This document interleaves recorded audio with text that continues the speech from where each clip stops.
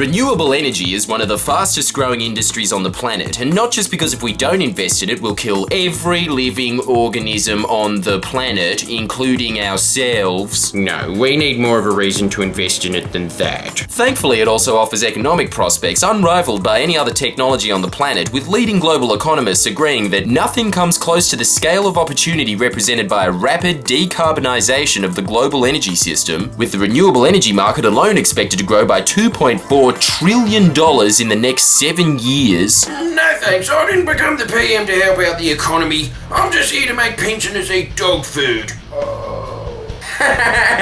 What? They can afford goodos? Joe, squeeze them harder! Okay, feel pretty bad about doing this though. Just to give you a couple of case studies, Costa Rica decided to decarbonise its electric grid 20 years ago and is now the wealthiest nation in Central America by far. And in 1996, Sweden followed suit, also slapping on a $150 carbon tax, and its economy's grown by 45% since. Wow, what a Greece of Scandinavia. All evidence which obviously adds credence to the fossil fuel industry's legitimate concern that no, it's economic suicide to switch to an energy source which is virtually infinite. Less expensive, won't kill us, is shaping out to be the only industry capable of developing growth in global prosperity margins well into the 2050s, which we've deliberately swept under the rug so that we can encourage the average Joe misinformed, beer-swilling understanding of renewables, which is solar power can't produce enough of our energy because some guy who works at Caltech said so in the 80s. Well, that's a pretty good scoop. I'll put that down on 9MSN. You got a source for that, Pat? Hey, it's Saturday. In an exclusive interview conducted by the most respected journalist in the country, Molly Meldrum. Here to talk about an album you made, Peter. No, Molly, I'm here to discuss the electric grid. Huh? You sure you're on the right show, mate? I'm wearing a cowboy hat. How could you possibly take me seriously? a good question to ponder, with now 138 nations investing heavily in renewables, because regardless of whether these governments are conservative or progressive, they all see economic benefits, even oil-rich Arab countries which still have punishments like that man was staring at my can of beans too long. I want you to chop his foot off. Oh my god!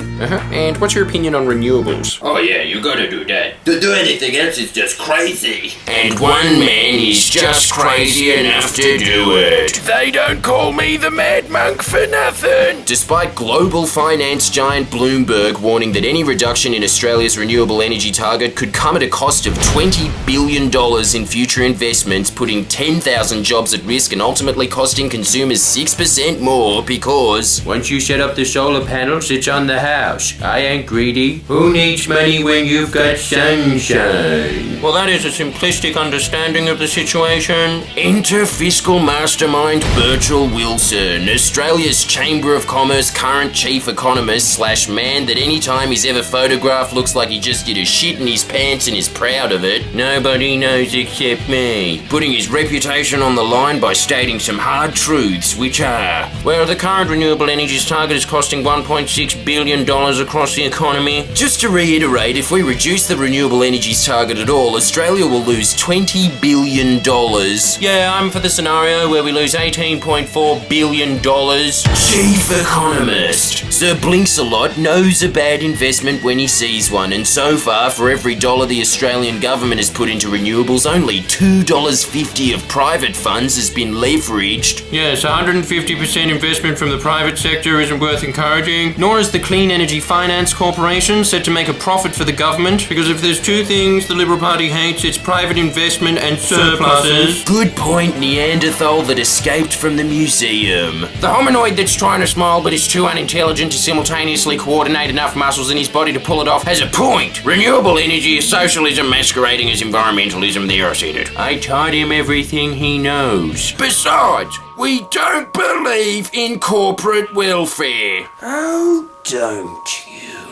Then how do you explain the $10 billion in mining subsidies your government didn't shave a single cent off in this year's fundamentally fair budget? That's not corporate welfare, that's favours. Huge, literally earth-shattering favours, which of course is completely separate to the $40 billion Mr. Abbott thinks is okay to invest in bitumen. Wow, to me that's thinking about the future. You got my vote. All in areas which amazingly benefit one industry.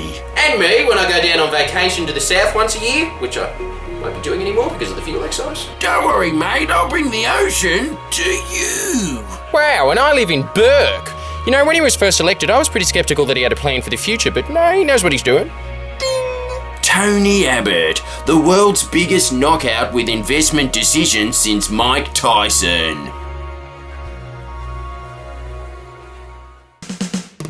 Please press the subscribe button now. Come on.